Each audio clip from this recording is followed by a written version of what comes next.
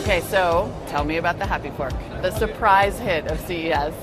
At its most basic, Happy Fork is a tool to help you eat more slowly. The demo fork that we have here has been pre-programmed on a 10-second interval.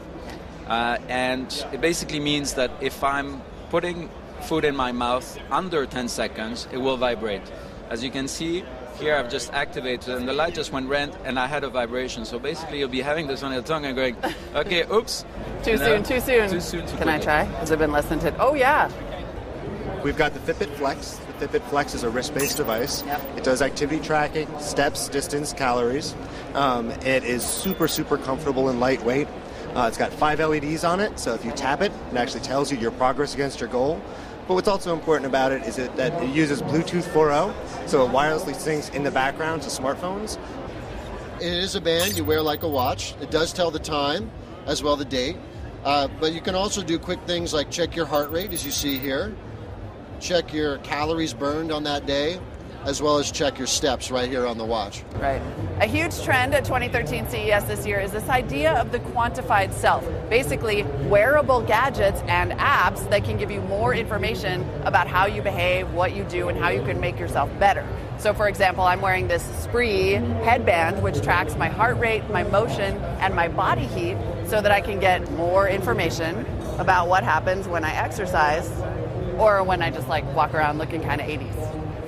Let's talk a little bit about this data gathering trend and this idea of sort of the quantified self. That's always been kind of, I think, the big appeal of Fitbit, that you could gather so much information about yourself. Where do you see that trend going?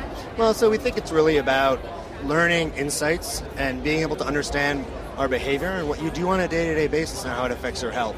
So the data is really important, but even more importantly is how does that matter? What does it really mean? Yeah. Well, I think for some people, the data itself is very compelling. I think for most people, though, it does need to be aggregated in a way and delivered in a way that's really actionable. So lots of numbers is exciting at first, but unless you can do something with it that day in and day out for the long term, it's not going to be as successful. So for us, we've really focused on these things like habits, where you take all that data and make it, bring it to people in a way that they can do something with it.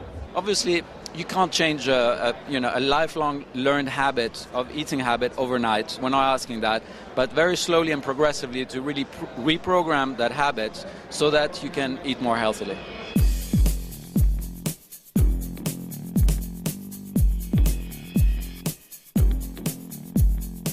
And wearable tech is starting to take all forms, including more subtle options like this patch, for those people who don't have to always go around being like, I'm quantifying myself.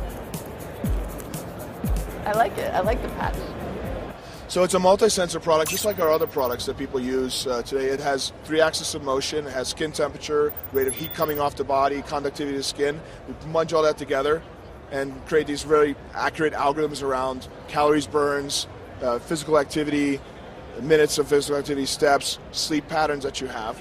And people generally use that for, use our products today for weight loss, but also diabetes management, sleep management, a bunch of different kinds of conditions. Having that feedback or having that dashboard about me allows me to make proactive change and change behavior in a longitudinal, longer-term way.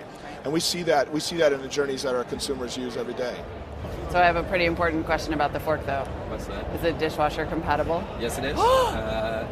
I'm saved. That was my big fear.